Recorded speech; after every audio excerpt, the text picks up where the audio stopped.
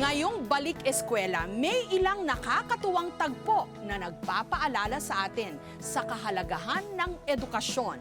Katulad na lang ng mag-inang sabay papasok sa eskwela dahil si nanay at ang kanyang anak mag-batchmates.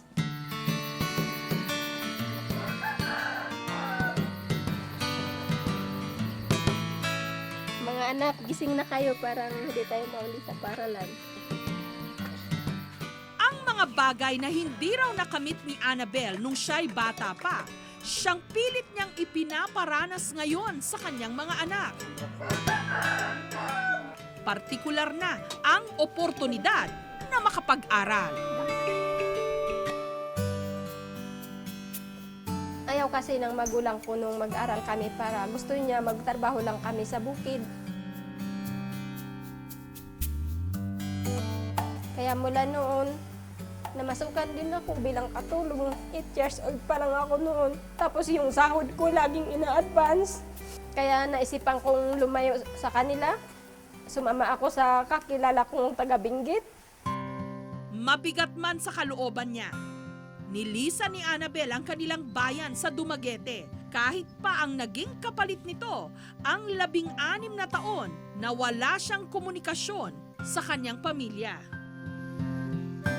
At dito sa Benguet napadpad si Annabel, kung saan niya napangasawa ang mekanikong si Federico. At dito na sila bumuo ng sariling pamilya. 6 lahat ang naging supling ni na Annabel at Federico. Pero nung araw na bumisita kami sa kanila, ang iba nilang mga anak nasa kanilang mga kamag-anak. Ang naroon ang pangatlo nilang anak na si Benz, special child. Si Berlin, si Lou, at si Bunny. Asawa ko, ito kay Vince, ito kay Berlin. Sige, bye-bye. God bless you, bye-bye. Naglalakad kami 1 kilometro parating dun sa paralan.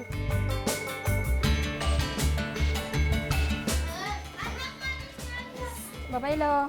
Nung naihatid na ni Annabel sa kani-kanilang classroom ang kanyang mga anak, imbes na umuwi, si Annabel dumiretso sa isa pang silid-aralan. Good morning, ma'am. Good morning, classmate.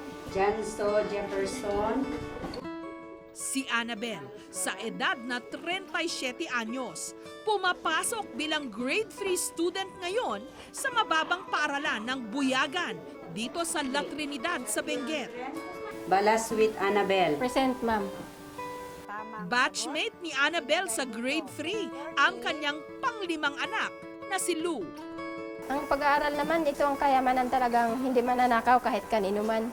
Kaya magpursige akong mag-aral hanggang sa makatapos. Okay lang sa akin kahit maputi na yung buhok ko, tapos nakapagtapos naman ako ng pag-aaral, masaya na ako doon.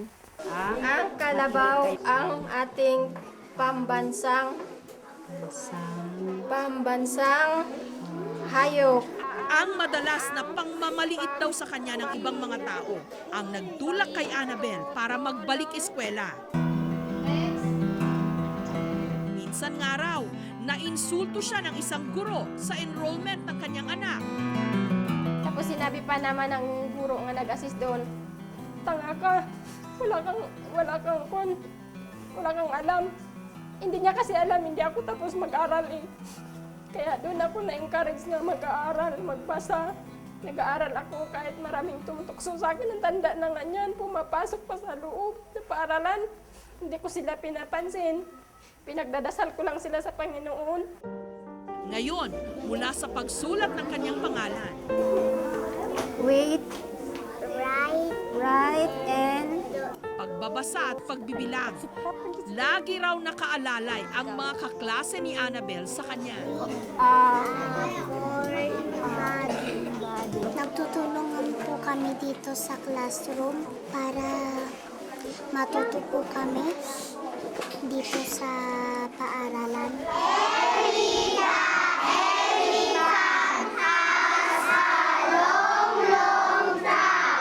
Pinilit kong kung pwede sana i-accelerate namin sa grade 4 ganun. Pero ayaw, gusto niyang dumaan sa sa steps na grade 1, grade 2, grade 3, ganon.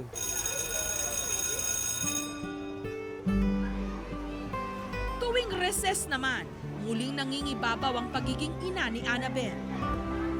Nagpapasalamat po ako dahil pinalaki niya po kami na maayos. Dito siya nagbabantay sa akin.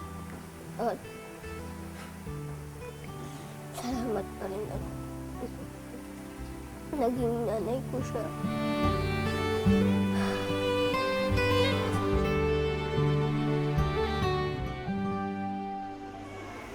Matapos asikasuhin sina Lou at Berlin,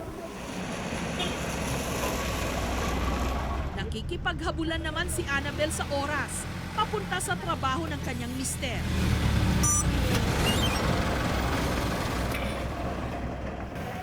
Doon kasi niya susunduin ang kanilang bunsong si Bunny para ihatid naman ito sa klase. Ayon kay Federico, marami raw na bago sa buhay nila mula nung nagbalik eskwela ang kanyang misis. Sobrang tipid ngayon. Yung bonus nga kumulang pa sa mga kagamitan Talagang hindi ako umiinom, wala na. Kahit na anong bisyo, iniiwasan ko para sa kanya. Kaya yan ang pagka-proud ko sa kanya. Parang nagbago rin ako. Bye-bye! Bye-bye, Daddy! Matapos maihatid ni Annabel ang kanyang bunso sa silid-aralan nito, balik classroom siya.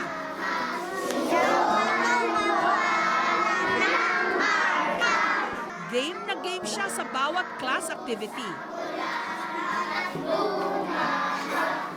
Naiilang po ako sa kanya, pero masaya naman ako dahil kahit anong edad siya, hindi siya nahihiyang pumasok. Masarap, magaan sa dibdib kasi alam mong kaya mo palang mag-aral ng pinaghirapan mo talaga, walang daya. Pagkatapos ng maghapong klase,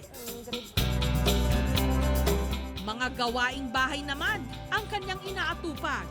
Nahirapan akong pagsabayin lahat yan, kaya linalagyan ko yan lahat ng mga schedule araw-araw para alam ko ang lahat ng gagawin ko. Kahit na mahirap ang gagawin mo, pero galing sa puso mo, buo yung loob mong gagawin mo yun, okay naman, masunod mo lahat yun.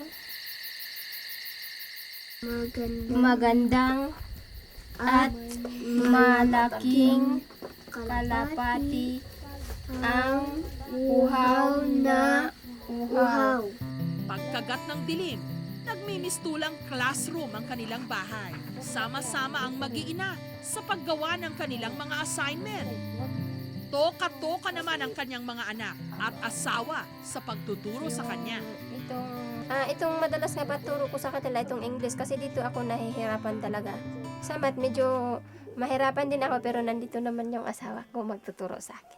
Hindi ko siya ikinakahiya, pinagmamalaki ko pa nga. Sa ikatlong baitan kami ay pantay at Malayo man sa isang mariwasa at perpektong pamumuhay, masaya raw si Annabel ngayon. mahal kong inay, walang kapantay. Ang mga paghihirap mo, sukli ang pasasalamat. Naisip ko pa rin, yung mga kapatid ko, hindi ko sila nakikita. Tapos matagal na panahon, tapos wala kaming communication. Kung sila ba'y buhay o patay na, ganun din, pumapasok din yan, hindi rin yan nawawala. Kinabukasan, niyaya namin siya at ang kanyang mister sa isang computer shop sa kabayanan ng La Trinidad. Sa pamamagitan kasi ng internet, pagtatagpuin muli namin si Annabel at ang nakatatanda niyang kapatid na si Crescencia na nasa Dumaguete na 16 na taon na niyang hindi nakikita. Buti naalala mo ba kami? Oo naman, kasi kapatid ko nga kayo.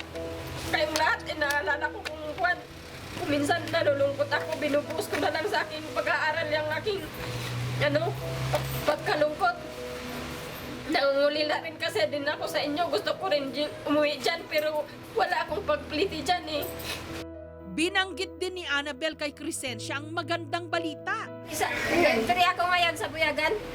Bumalik ka ng grade 3? Oo, bumalik ako kasi mahirap kunin ko yung form eh. Tsaka di ba ayaw naman ni tatay tayong paralin noon? Kaya nga eh. Wala Pareha nga tayo. Napatawad ko na si tatay. Napatawad ko na siya. Oh. Ikaw ba napatawad mo na si tatay? Isipin natin na pinalaki niya tayo. Sana, hindi tayo makakita ng sikat ng araw. Basta wag na lang natin gawin to sa mga anak natin. Masaya at saka magaan sa pakiramdam kasi alam kong buhay sila. Umaasa pa rin po akong makauwi doon. Ako'y nangarap na makapagtapos, ngunit may humahadlang sa aking puso. Anak, ika'y kumayodar. Sa lahat ng mga may kakayahan, pero sinasayang lang ang tsansang makapag-aral. Magsilbi sanang leksyon ang kwento ni Annabel. Samantalahin ang pagkakataong matuto. Huwag sayangin ang oportunidad. Kahit sa anong edad, pwedeng mangarap. Sabi ko'y kapit lang sa Diyos. Susunod, imbitado kayo sa isang natatanging royal wedding ng mga Maranao. Ma-show namin na nandito pa din yung culture namin, existing pa din siya, hindi siya nakakalimutan.